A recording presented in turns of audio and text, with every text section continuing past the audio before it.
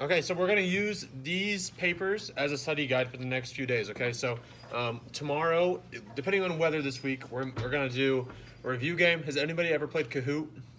Okay, so I created one, so we'll have one for tomorrow. That's the goal, depending on what weather looks like. Okay, so we're gonna use this as a study guide. We'll get through this, and then we'll kind of go from there. Okay, so we'll start on the front side with all of the letters and the 1 through 16. Okay. So, number 1, it controls the speed of the machine. Yes, more, yes. What was that? The foot control? Yes, foot control. Okay, so foot control is that pedal looking thing, right? So we described it as like the gas pedal to the machine, okay? So that is the black thing, or most of them are black, I guess, for our machines. And that's what you put your foot on. The more you push down, the faster it goes, right? We all know that at this point, okay?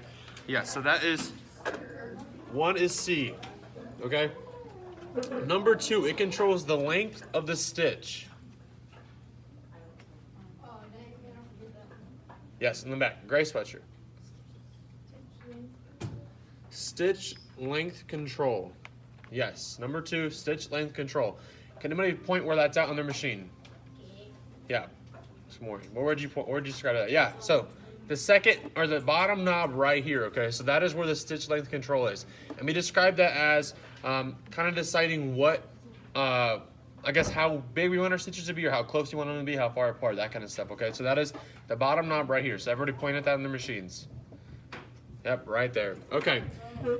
So, number 3, it controls the width of the stitch. So kind of the same thing, but a little bit different. Yes. Stitch width control. Yeah, so that is letter M, okay? Can somebody tell me where that is at on the machine?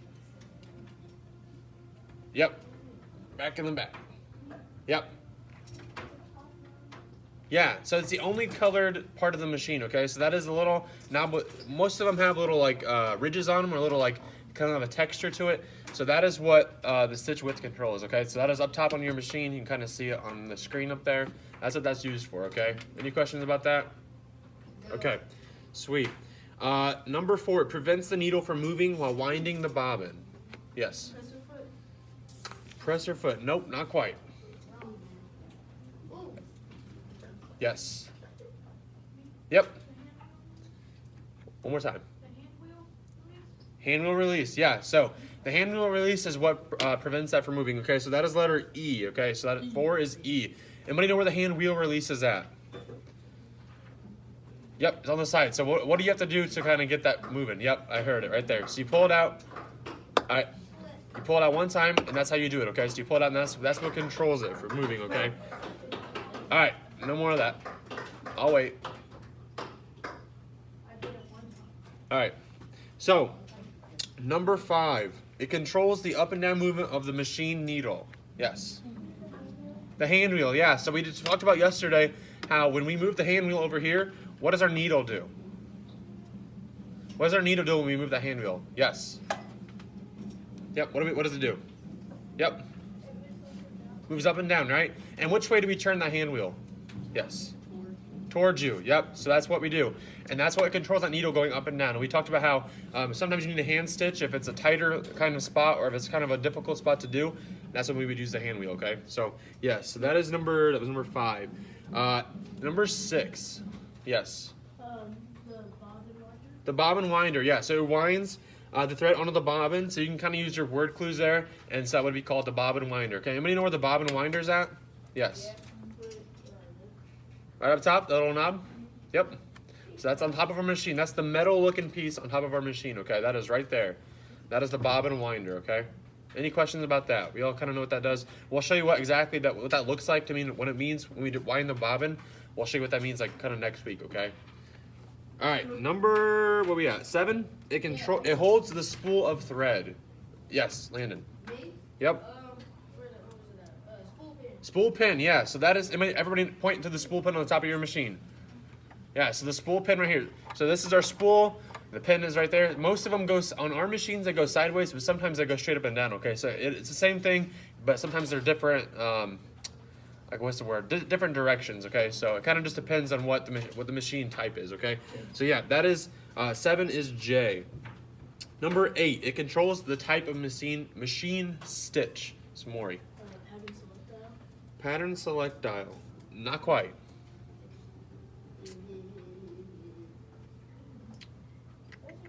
I guess on this, yeah.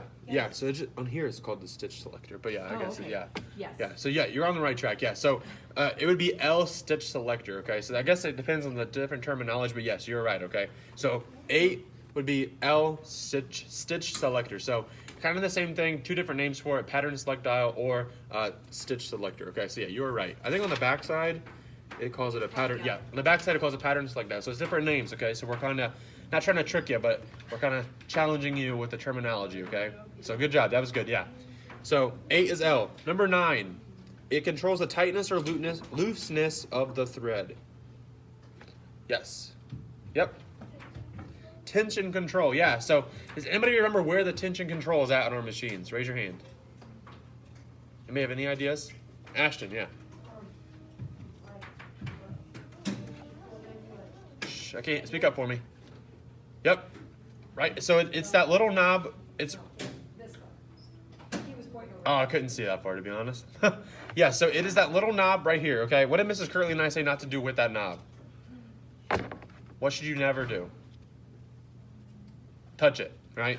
So we said that we should never touch it because that could really mess up the machine and it kind of can make it difficult to sew. Okay. So that is that numbered looking dial right there. Everybody see that on their machines? Okay, so that's what that controls the tightness or looseness of the thread, okay? So that is number 9, that is O. Number 10, it takes up the slack in between stitches. It takes up the slack in the thread in between stitches, yes. Take up lever, yes, or lever, whatever pronunciation you want to use. Yeah, does anybody remember where that is at? Yep, Like the thing to take this up. yeah. Right. Nope.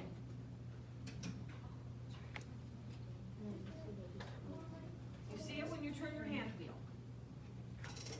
Yeah. See it when you turn the hand wheel. So a lot of you are thinking the presser foot lifter, right? So you have the lifter, the lever, you have that idea, right? The take up lever is this machine part, right? When you turn your hand wheel, you see this metal piece coming up right here. You see that? See how when I turn it, it kind of goes, kind of looks like a groundhog when it comes up at, or like a, what's the word I'm looking at? What's the animal I'm thinking of?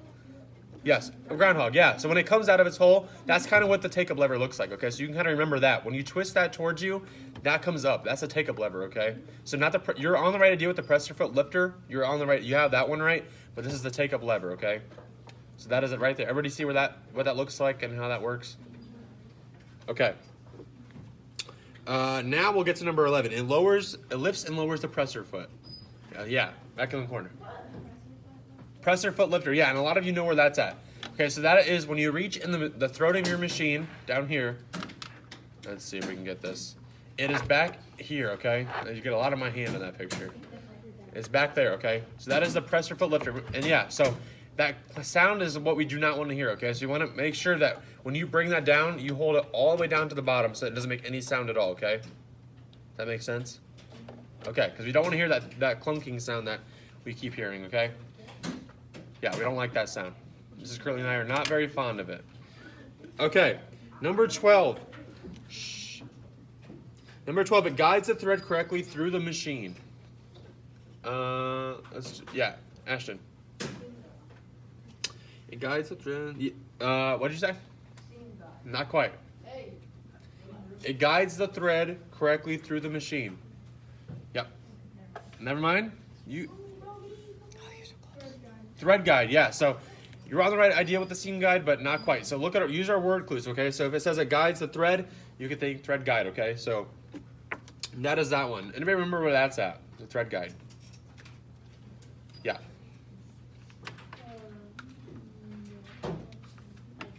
Okay, so I don't know if we really got to this yet. The thread guide, a lot of them are actually hidden in the machine, okay? So this is the thread guide right here. If you look at that, it's actually hidden in the machine. And then there's one down somewhere in this area, okay? So a lot of those are hid, okay? But the thread guide guides the thread. That's pretty much all it does. That's what it's used for, okay? And a lot of them are hidden. So when we show you how to thread your machine, we'll use a few of those, okay? And that basically just holds the thread in the machine. And it allows you to sew in the first place, okay? So that was, what number was that? That was 12. Yeah, 13. Thread is placed through the eye of it according to machine instructions. Yep. Yep.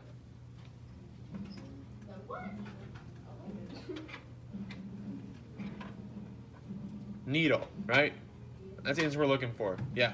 So thread is placed through the eye of it according to the machine instructions. When we show you how to set up your machine and actually thread it, we'll go through that process. Okay. So 13 is F, needle.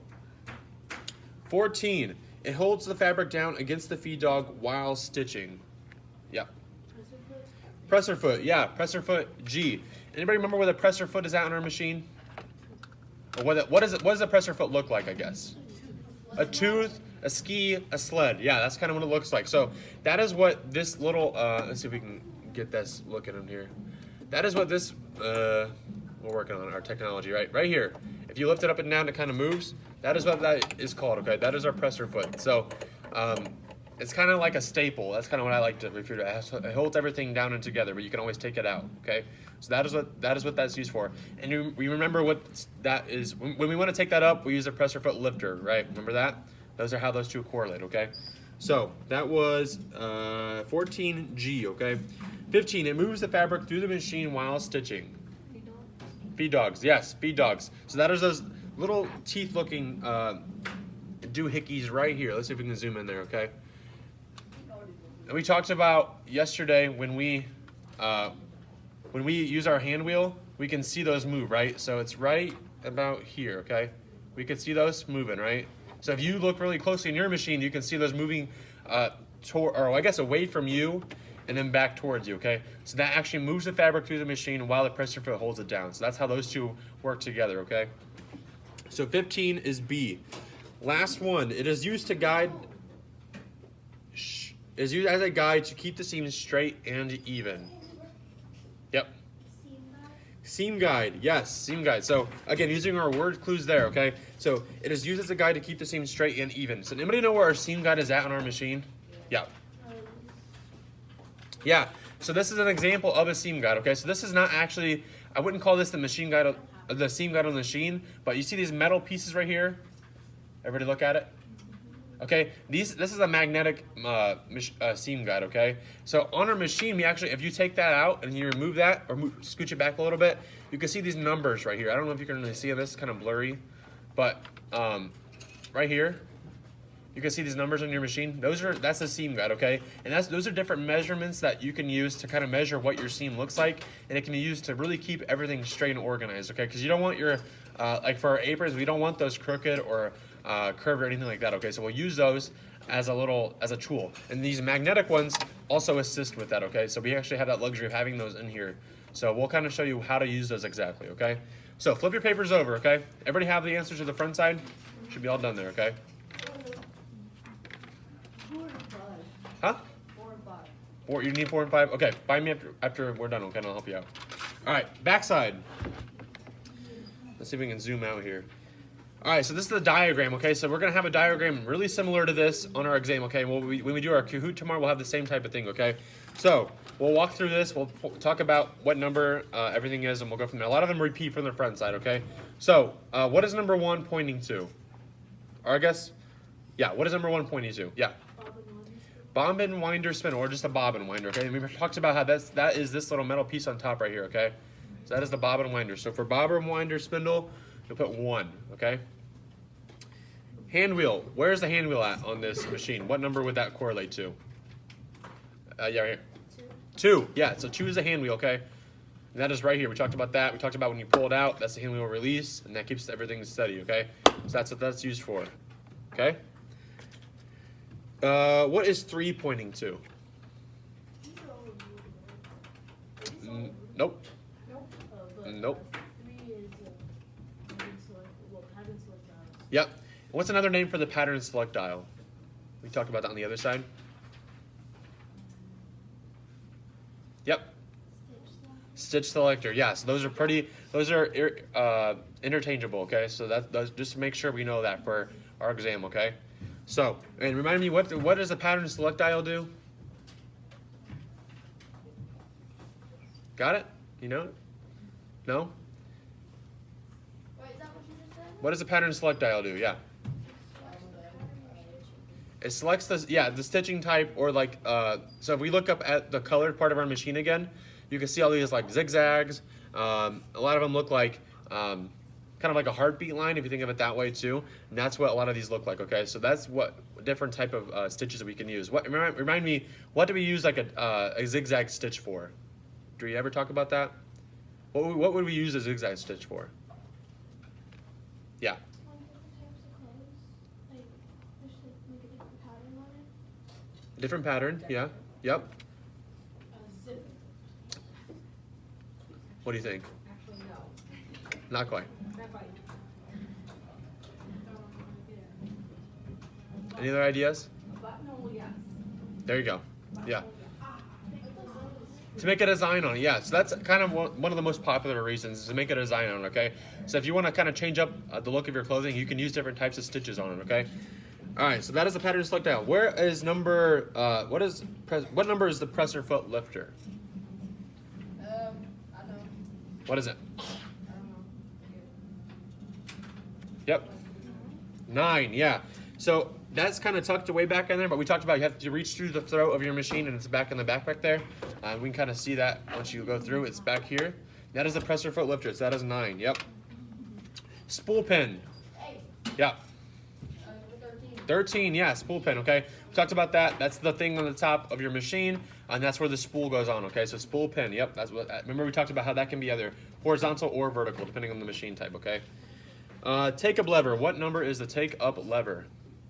11, bingo, yeah. So we talked about how that's usually hidden unless you start using your machine or the hand wheel, and how that comes out of the top right here, okay? So we can kind of see right here, kind of like that groundhog we talked about. That's what that can be used as, okay? So if you go fast, you can kind of see it right there, okay? So that is a take up lever, number 11, you're correct. Feed dog. So when we get into this little, between 6, 7, and 8, those can be kind of tight, right? Those are kind of hard to see. We'll kind of walk through these. So the feed dog, anybody guess what number that is by looking at the diagram? Yeah. Yep. 7, yeah. Feed dog is 7, okay? And the next 3, we'll kind of talk about how close they look, okay? But yeah, feed dog 7. Can somebody remind me what that's used for? The feed dog? Yep.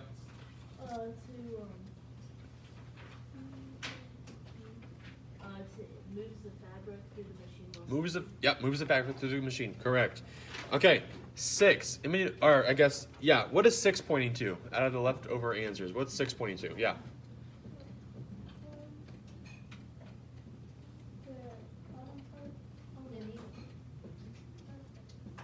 You know what that's called, where the needle goes through?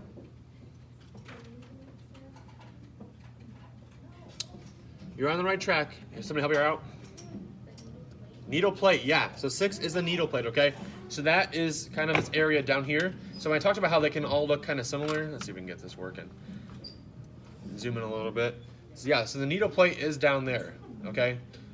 And down in this area, okay? So we have our feed dogs, our needle plate, and then the next one, what else is down in that area? That's would be number 8. What would that be?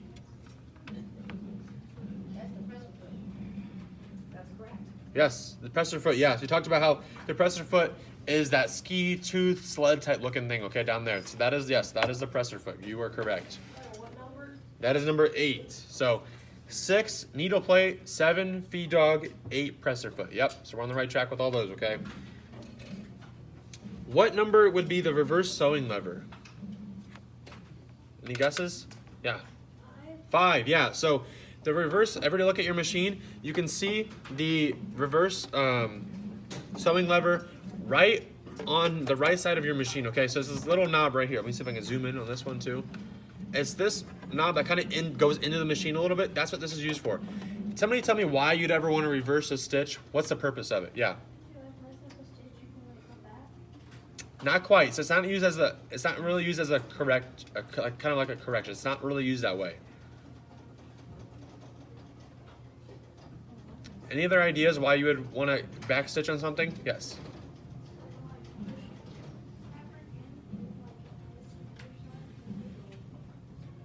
Mrs. Curley, could you pick up on that? I couldn't really hear. You don't really pull it, but it does allow you to stitch backwards. Yes, more any other ideas? Add another layer. Yeah, you're on the right track with that. Yeah, so when you're reverse stitching, it is used as a way to kind of reinforce something, okay? So think of it as doing something twice to make sure you understand the knowledge. Kind of use that, think of that when you think of your reverse stitch lever right here, okay? So that is used to reinforce a stitch that you already have, okay? So that is number 5. Number 4 is stitch length dial. Any ideas? Okay, stitch length dial. Any ideas about that? What number would that be? You already told us. I did? Yeah, 4. The number 4. Right? 4. Perfect. Okay. Thread guide for bob and winder. Any ideas what number that is? Yes. Number 10. Yeah, number 10. So that is the thread guide for the bob and winder. Yeah, or just the thread guide. Tension control. Tension control. What number would that be? Yes. Yep. 12. Bingo. That is a tension control, okay? Last one, stitch width control. Yep.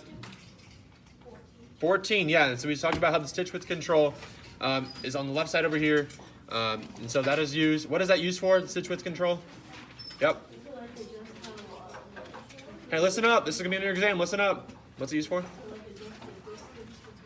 Yep. So that is the color knob up top as well, okay?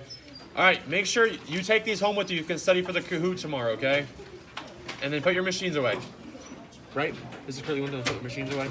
Perfect.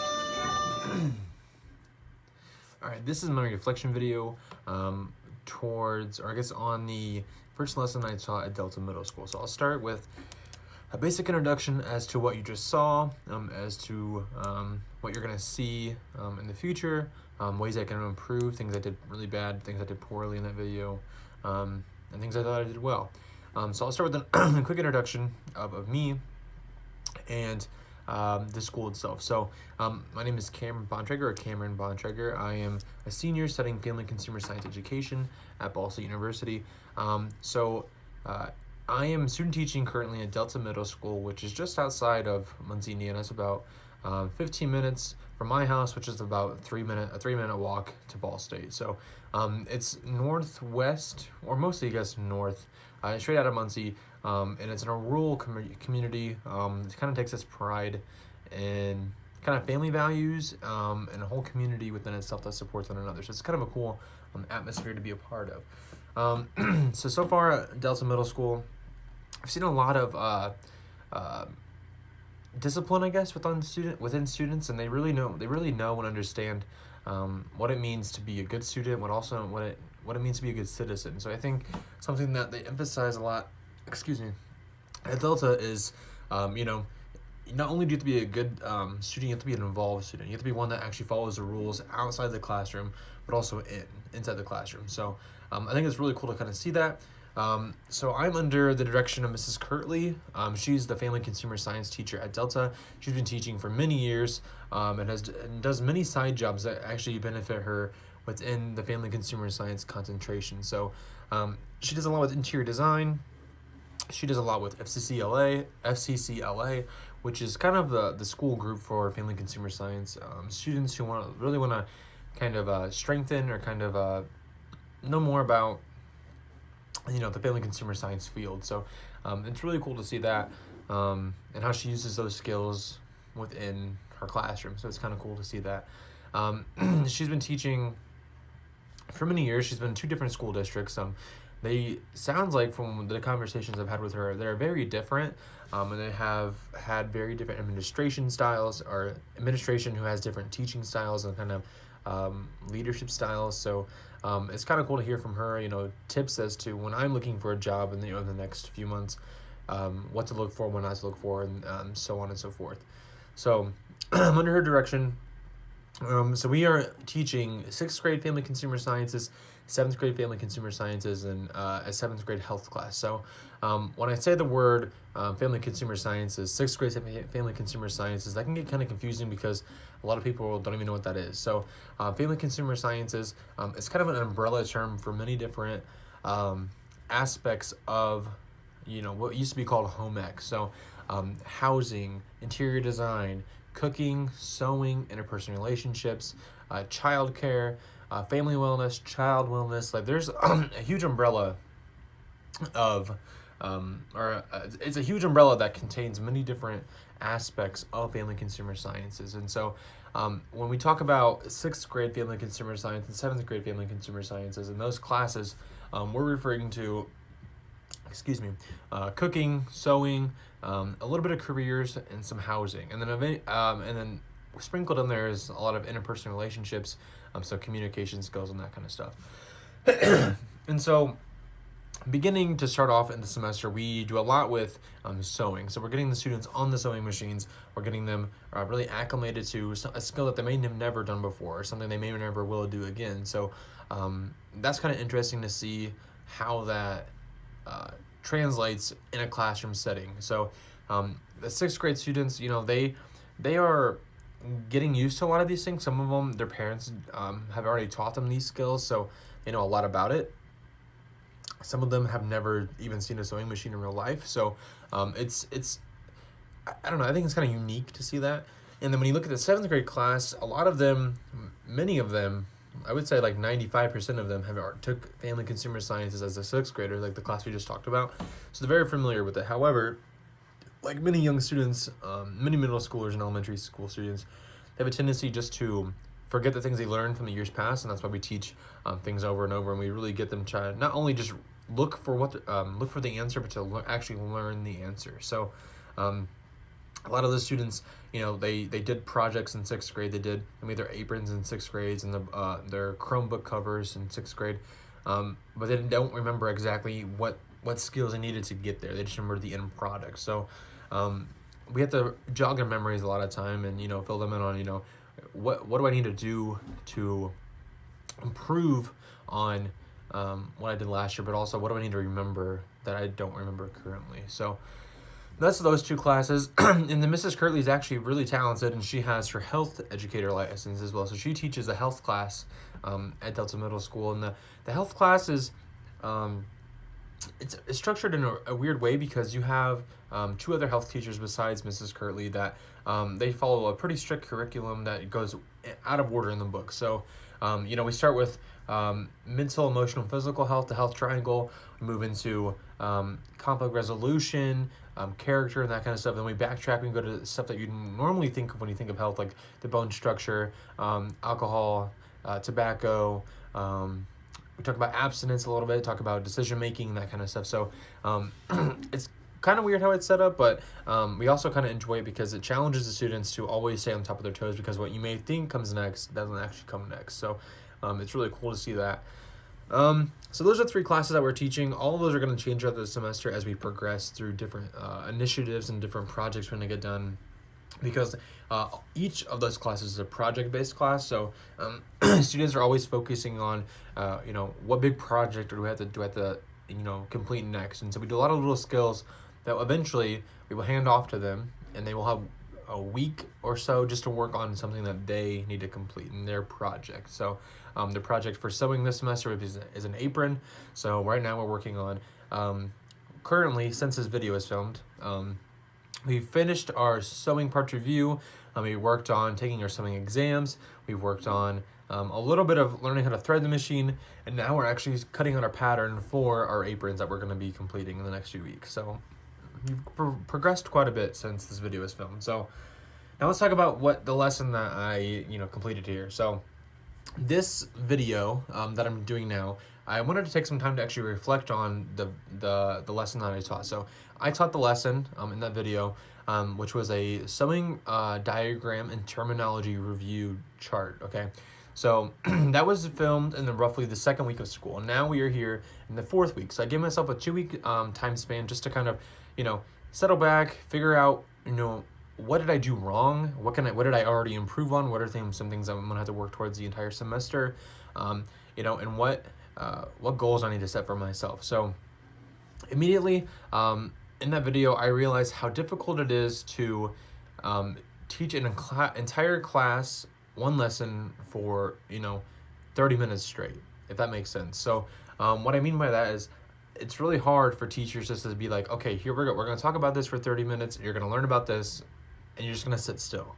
And I realize now in my 4 weeks here at Delta that never happens. Students do not sit still. They do not like to just sit there and read or listen to you read and that kind of stuff. So that's one initiative, or one thing I took away from this was, get more student involvement going on, get something that actually interests them, and make sure that they're not just sitting there looking at you. Make sure that they're giving feedback and giving answers. And luckily with this activity, I asked students to, tell me what this part is, or what does this definition mean, and that kind of stuff. And I think that was kind of special, especially as only my second week in that classroom. I was very uncomfortable, if you can't tell. You probably could tell. But it was kind of cool that I was able to have a lesson that actually seemed real to them. So that's something that I really liked about overall what we did. So kind of explain it more. So if you couldn't tell, every student had a diagram in front of them. They also had their sewing machine set up in front of them, and so that allowed the students to have a hands-on experience, but also have an audio experience, but also a visual. So they were able to look at their paper, look at their sewing machines, have a kinesthetic kind of type of learning too, where they can actually touch the part after we describe it and talk about it. So that was kind of cool to have that experience and giving them a chance to learn about the sewing machine and the parts and the vocabulary in many different ways. So that was kind of unique to that. So that was what the lesson was going to be used for. Eventually, after that, the next day, I believe, we did not cancel school. So we actually did a Kahoot reveal, or a review, not a reveal, a Kahoot review that focused on one, their sewing diagram and the definitions, but also their tests that were coming up. And so we had a sewing terms and diagram test that students had to pass before they can even step on the machine. So I told Mrs. Kirtley, how can we make this review something that's unique and fun? It's something that they didn't do last year. And she talks about, like, I don't really do games much because I'm not I'm not really savvy when it comes to technology. So I was like, I'm a huge fan of Kahoot. I think it really inspires the students to take pride and initiative in their own learning. So I could create one. We can go from there. And so I made one. I made it directly off of and based off of that diagram, the key that she gave me. So the Kahoot was roughly 30 questions, including diagram pictures and definitions that they had to use on their exam. That they would have on their exam. And they use that chart, one, to study for their exam, but also a little bit of a kind of a study cheat sheet for the Kahoot as well. So we filled that out in that lesson, and we had the Kahoot. So back to my teaching style. So if you couldn't tell, I was speaking in front of the class. I was very uncomfortable. That's something that I didn't realize until I was rewatching it. Very uncomfortable. I could tell that I definitely was a new teacher, or a new student teacher, I guess. And I think if I could tell that I was uncomfortable, I'm sure the students could. And not that it looks bad, but it kind of creates an environment to where, you want the students to respect you. And so I could tell I was getting nervous and was getting, kind of frustrated with myself in the video because, I couldn't remember students' names because it was only the second week. I couldn't really focus on their learning because I was constantly just thinking, am I doing this right? I'm currently being recorded, so I was like, is that going right? Is it going to shut off randomly? So a lot of different external factors just kind of got to me in that situation, so it wasn't a good thing at all. Excuse me. And so with being awkward and intimidated, I'm sure the students were like, what's this guy doing? Like, does he know what he's talking about? I stuttered a lot, so I think going forward, and something 2 weeks from that point, like right now, I taught another lesson today.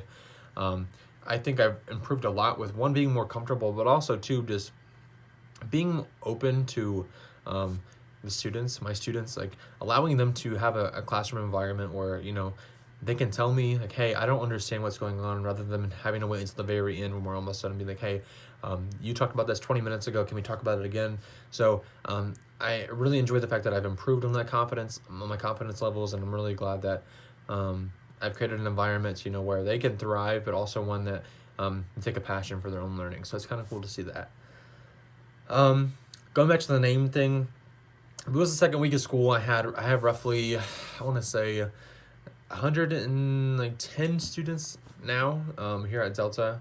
Maybe not that many. I would say around 95 actually. I have 95 students, and within that second week, I was like, I'm gonna memorize all these names after the first week. I'm really gonna get it. That never happened. At least in that time. I definitely have now, but by the end of that second week, I knew a few students' names, and those are students that constantly raised their hands, constantly wanted to be called on, and that kind of stuff. So I knew them, but if you can tell in the video, there were times where there'd be a student in the back, and I would say, you in the back, or you in the gray, like, and I realize now that, like, I didn't realize I did that so much, and so I actually asked Mrs. Kirtley earlier last week. I was like, how am I doing with names? I can't catch myself half the time saying, like, you in the back, or you in the gray, hey, pink shirt, like, how am I doing with that? And she's like, you're doing fantastic. You're creating an environment where you know their name and they know yours, and I think that's a really good bond. She's like, sometimes it takes me the entire semester and I still won't know